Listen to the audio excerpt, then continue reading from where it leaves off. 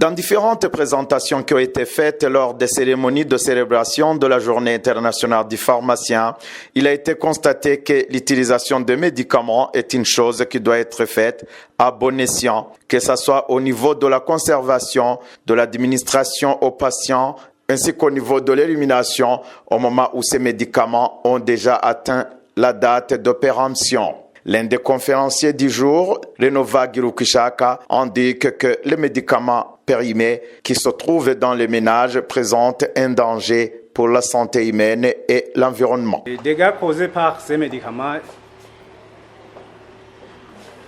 il y a d'abord le gaspillage. Il y a le gaspillage et la surconsommation. Il y a l'automédication et la mauvaise utilisation de ces médicaments. Il y a aussi l'élimination inadéquate. Il y a des intoxications.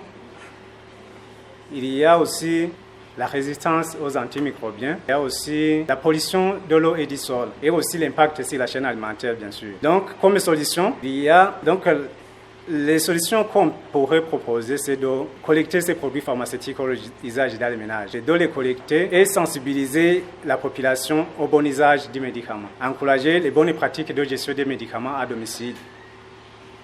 Il y a aussi la responsabilisation des acteurs. Le ministère de la Santé publique et l'environnement dans les attributions devraient élaborer des politiques spécifiques pour la gestion des médicaments au usage et sensibiliser la population. Il y a aussi organiser collectivement l'activité de collecte, mettre en place le système de collecte régulier, installer des points de collecte connus par tout le monde, c'est-à-dire toute la population. Soit les pharmacies publiques, privées, les centres de santé ou les hôpitaux. Il y a aussi la sensibilisation, la place des médias, par exemple, dans cette activité. Il y a une sensibilisation via des spots publicitaires, comme les autres l'avaient dit, et aussi la responsabilisation des acteurs. Donatien Daguenayo revient sur les inconvénients liés aux médicaments qui sont vendus dans la rue. Mais le problème, c'est que ces médicaments, on ne peut pas savoir l'origine réelle ou bien le circuit d'approvisionnement de ces derniers, parce que tu vas voir les gens faire des promotions dans des quartiers, dans la route, n'importe où, en faisant des promotions de ces produits, disant que ce sont même des produits qui peuvent guérir plusieurs maladies, plus de 20 maladies ou plus de 50, ou bien ils extrapolent même à dire que ces produits peuvent guérir toutes les maladies. Alors que, à ce qui est de médicaments, on connaît les vertus thérapeutiques d'un médicament. Il va agir sur une pathologie X ou Y. Mais le fait de dire que ces produits traitent toutes les maladies, c'est le mensonge. C'est le mensonge et on conseillerait à la population de s'en débarrasser. Le problème de ces produits, c'est grave parce qu'ils peuvent entraîner des effets indésirables sur la santé humaine et aussi ils peuvent causer d'autres maladies que je dirais qui sont graves à cause des constituants de ces produits parce qu'on ne connaît pas s'ils sont des médicaments de bonne qualité ou non. Un patient citoyen burundais est en présence d'un médicament dont il doute la qualité. Le premier conseil serait de consulter d'abord les professionnels de la santé spécialisés en médicaments, les pharmaciens. Ils sont maintenant en nombre suffisant, disons. Il pourrait les approcher et demander conseil. Est-ce que c'est un produit de bonne qualité ou non? Est-ce que son médicament est crédible? Est-ce que je peux prendre ou bien je peux laisser? Parce que selon le niveau de sa connaissance, il peut ne pas connaître que son médicament est de bonne qualité ou non, parce que ça demande une technicité, ça demande des compétences techniques dans le laboratoire, pour pratiquer, faire des analyses afin de contrôler sa qualité. Mais un citoyen qui n'est pas à ce niveau, qui n'a pas ce niveau, ne peut pas le faire. C'est pourquoi il est conseillé de consulter en premier lieu les gens qui travaillent dans une pharmacie authentique et qui est agréée par le ministère de la Santé publique afin de demander conseil s'il peut prendre ou non.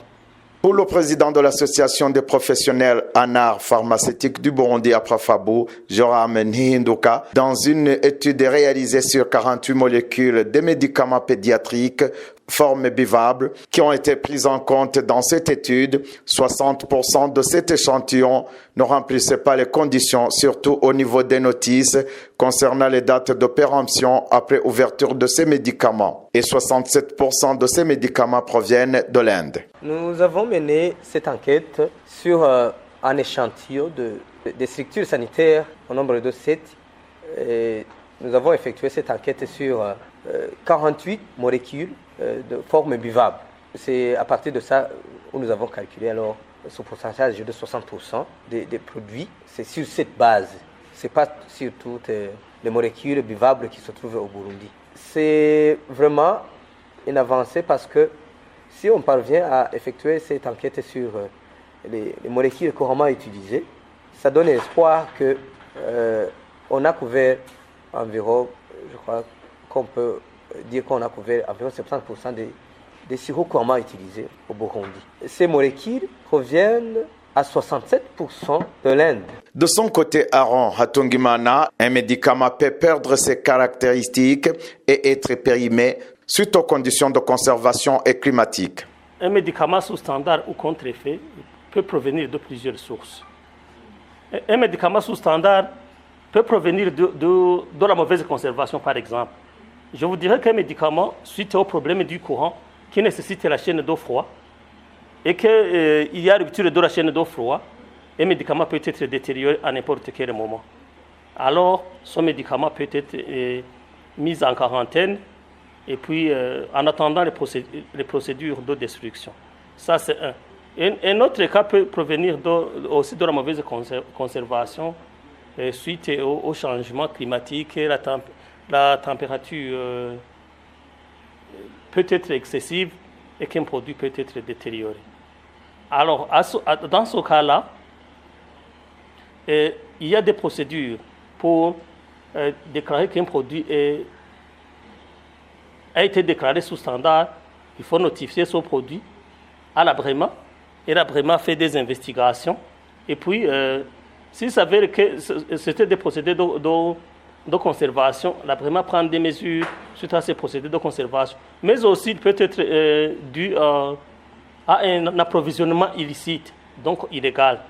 Puisque, comme les autres représentateurs l'ont dit, un médicament contre-effet peut provenir de plusieurs sources. D'un circuit illicite, par exemple, un produit qui était dans le circuit légal peut être volé et puis retourné dans le circuit.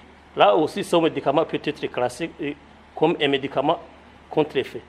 Là, la BREMA prend des sanctions et puis ceux qui sont qui font ces pratiques sont sévèrement sanctionnés puisque la loi dit quelque chose à propos de cela. Vous saurez que cette journée internationale du pharmacien qui a été organisée le 27 septembre 2025 par l'APRAFABU est naturellement célébrée le 25 septembre de chaque année.